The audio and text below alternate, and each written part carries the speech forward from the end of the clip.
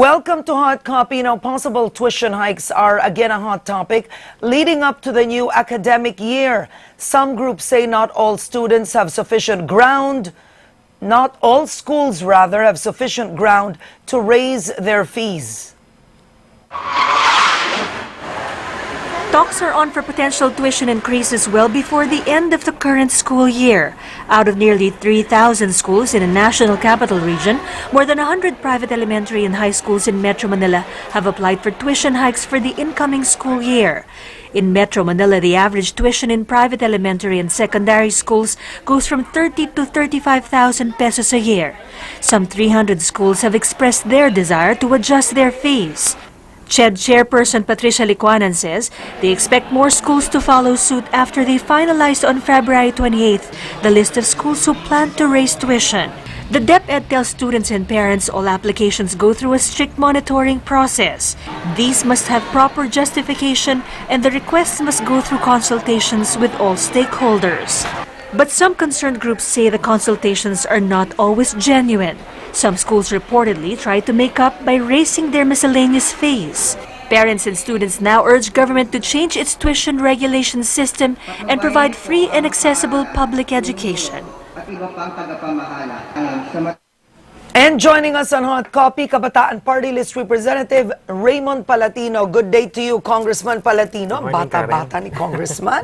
And thank you so much for coming to join us, even if it was like, I think, late last night or early this morning. Early this morning. Early this morning. We really appreciate it. Okay, tell us, where are we when it comes to tuition fee increases?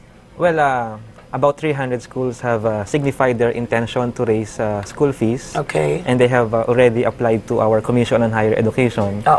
But in the elementary and high school levels, I think about more than 100 schools have already applied for DepEd in the National Capital Region. So ang polisiya, kapag gusto mo magtaas ng tuition fee, kahit private school ka, you need to apply. You need to have consultations first in the school. Okay. You need to consult the students and the parents. And then there should be a meeting in the campus. And then after there is a consensus, after we reach an agreement, the schools have to apply to CHED and to DepEd. Now, meron bang nato-turn down? Well, the CHED and DepEd could reject proposals, Yes. especially if the schools have insufficient documents. Yes. So, and especially if there are protests coming from the students.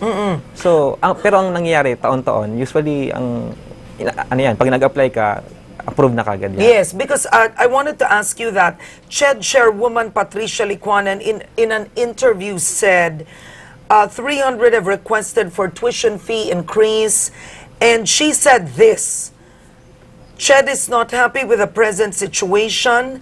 We need some more definitive policies to balance this.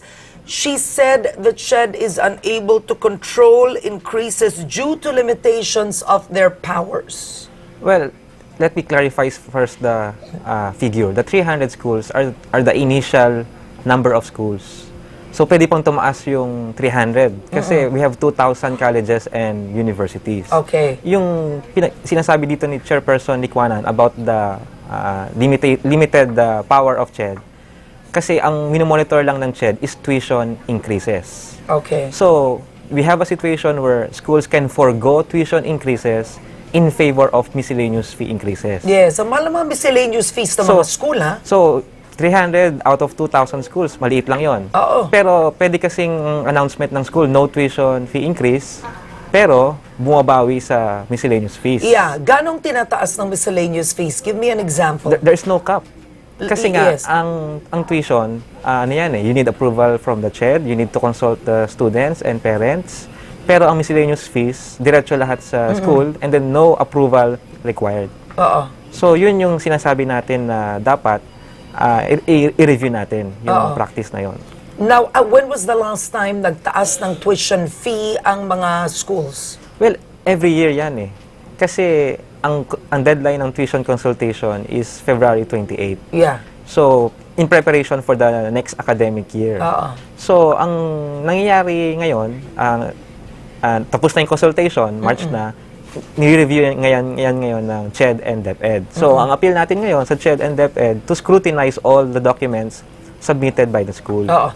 Now, what do you think would be the solution for this? I mean, if it's a private school, then you can choose not to send your child to a private school. Yan ang sasagutin nila. And they may want to improve facilities, or I don't know if they actually do. May malinaw na regulation na ang justification for tuition increase, 70% of the increase should go to teacher salaries. Really? Totoo yan? 20% improvement ng facilities, Oo. 10% yung return of investment. Oo. So, malaking role dito ng teachers because they can verify, talaga napunta sa amin yung increase last year.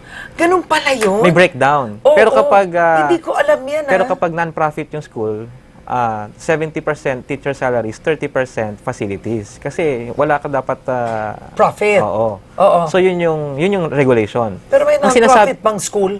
Meron naman. I mean, nagre-register silang non-profit. I mean, private, but it's impossible na walang profit. Ngayon, ang sinasabi natin kung paano i-improve yung process, simple lang.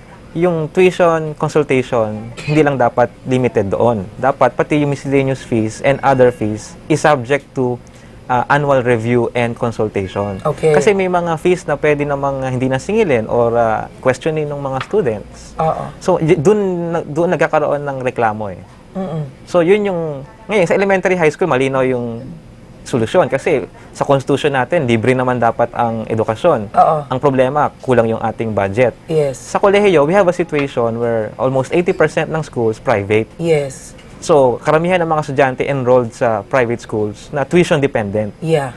So, I think yung long-term solution dyan, strengthen mo yung public higher education. Like pero, UP. Pero in the meantime, Or UP, or what are the other... like PUP or PNU. Correct. Give them more money, funding, Yes, that's increase true. the standard. In the meantime, na dominant yung private schools, tama yung palakasin mo yung regulation. So that yung mga fees na sinisingil, reasonable, at the same time, hindi naman yung parang milking cow yung mga... Estudyante. Oo. Now, tell me, ano ang ways to check? Like, kunyari may isang private school or college nag-increase. Ano ginagawa ng CHED to check? Well, yung requirements ng Do they CHED, audit? simple lang yung mga nire-require ng CHED. Dapat yung audited financial statement, yung justification for the increase, nagkaroon ba ng consultation, umupo ba yung mga students. Madali lang itong i-fulfill itong mga requirements na ito. Pero sinusundan ba na yung increase dapat 70% sa teacher salaries? Kasi kung ganun, makikita mo agad yun that, kunyari teacher A, ito sinweldo. Dapat pag sinubmit nila, makikita mo yung teacher A na yun, tumaas ang sweldo. Dapat. Pero yung sinabi nga ni Ma'am Likwanan, bukod sa limited yung kanilang manpower, wala din silang panahon para I-check to. na yun. Oo. Kasi ang sasabit lang naman ng mga schools, yung general financial statement, that's why sinasabi natin na kailangan definitive at saka mas malinaw yung parameters during the consultation. Sa consultation process pa lamang, meron ng technical assistance na binibigay sa mga students na uupo sa consultation at saka yung teachers talaga. Now, where do you think do schools really spend it more on? Dapat Increases? sa teachers No, where do you salaries. think na do they spend it more on? Well, Sa pananaw mo? dapat sa improvement ng school facilities. But where do you think saan napupunta? Hindi sa dapat. Well, sa tingin ko, sa profit. Profit, Kasi okay. ang isang indicator natin, kahapon nagkaroon ng forum sa Congress, in the past decade, dumami yung bilang ng private schools sa kolehiyo. Okay. So kahit na lumipat yung maraming estudyante from private to public, dumami naman yung bilang ng private schools. Oo. Kasi nga, bukod sa may mga tax exemptions, meron kang assured na 10% na return of investment.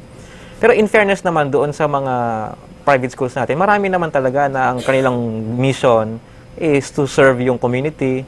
At yun nga lang, talagang meron tayong sitwasyon ngayon na dominant talaga yung private schools. Kailangan ng mahigpit na government regulation. Now, I'm curious, no? Is there any way to check if part of the tuition fee goes to facilities? An improvement of facilities? Well, dapat yung students yung mga mag-verify niyan. Pero ang usual na reklamo sa amin, they are improving the school facilities by enhancing the gate. The gate. Yung pangalan ng Ah. eskwela. Usually, yung nakikita ng public di ba? Yeah. Pero ang telling dito, yung report mismo ng Commission on Higher Education that in our country, there are only 100 schools with good facilities. Oh. 63 private, 37 public. Out of 2,000 colleges and universities. Oo. So, dito, pwede natin masasabi na students are being shortchanged. Yeah. At saka yung quality education na sinasabi natin bagsak sa Pilipinas, as indicated by the low passing rate in board exams, Yes. may responsibility dito hindi lang public schools, kundi private schools as well. No, and I wanted to ask you, given that you have tuition fee increases with private colleges and universities And public and public. kasi nga because Like UP, because even of UP? reduced funding, schools are forced to raise fees. Yeah, I not wanted- tuition, but Yeah, yung fees. laboratory fees. Yes. Now, I was going to ask you that the government, didn't they cut on state universities? Well, because of the insufficient funding for state universities, even though yung ibang schools walang cuts, many schools are forced to raise or charge miscellaneous fees from students. Yeah. Yung laboratory fees, yan yung usual na sinisingil sa mga state universities. So the issue of tuition, let me clarify, is not limited to private schools only. Even public schools. So, anong nakikita mong solution dito? Come June, we're gonna see this. Well, sinasabi natin, ang long-term solution nga dito, more investments for education in terms of subsidies to public schools and even direct assistance to private schools. And then Kasi- kung sa college yan, yun nga, palakasin natin yung public higher education. Then, mahirap kasi dito, binibigyan ng tax holiday ang mga mining companies. Di sana bigyan ng tax holiday yung mga kumpanya na mag-invest sa schools. Yeah, I mean, although, or in education. although ang schools meron din silang mga tax incentives na binibigay. Pero kasi alisin natin sa image natin na ang private school, yung mga top schools na narinig natin Kasi they are the minority. We have 2,000 colleges and universities. Na public. Public and private. Oh. Mga 80% doon private. Many of them are really small institutions na profit-oriented. Correct. Na sa tingin natin, may questionable quality. Kaya nga, tama yung ginagawa natin na yung mga schools with substandard programs, i-phase out na. Yung may mga questionable na performance, especially yung zero passing rate in board exams, we have to check kung Yung school mismo. Oo. Kung zero passing, meaning wala ni isa sa kanilang estudyante pumasa. yes. So, May ganon? May ganon sa ating Oh, God. mga schools. Oo. So, I think, tapos taon-taon, maluwag tayo sa pagpayag ng tuition increases. Oo. So, I think it's time that we strengthen yung regulation. Hindi lang ng tuition, but all fees. Now, when you say strengthen regulation, how do you do it? Well, I mean, CHED doesn't have the people nor the, No. sinabi nga, nor the teeth. Last week, CHED announced that they have already revised the tuition guidelines. That's good news. But the bad news is that they will enforce it for school year 2013-2014. So we will not benefit from that revised guidelines This this school year. year. So kasi sinasabi natin, baka pwedeng mas mapaaga so that kung meron pang loopholes or may weakness pa doon sa guidelines, we can easily amend it. All right, quick question for you, Twitter followers. Now asking some questions. Before we go to a break, just one question. Jay Lawrence says, when students attend the consultation of some college, they find out fee increase announcement na hindi naman consultation. That's why hindi siya genuine consultation but information dissemination lang. Oh. Kaya kailangan talaga ng assistance din to students. Ito dapat yung gawin ng mga student groups natin para yung table battle negotiations magkaroon ng mas mahusay na bargaining skills yung ating mga students. Okay. All right. We'll take a quick break. When we return, we'll get the side of CHED. Tweet your questions for Kabataan Party List. What do I call your nickname, Mong. actually? Call me Mong. Mong is his nickname on Twitter. He's also Mong. Mongster. Mongster on Twitter. Hot Copy will be right back.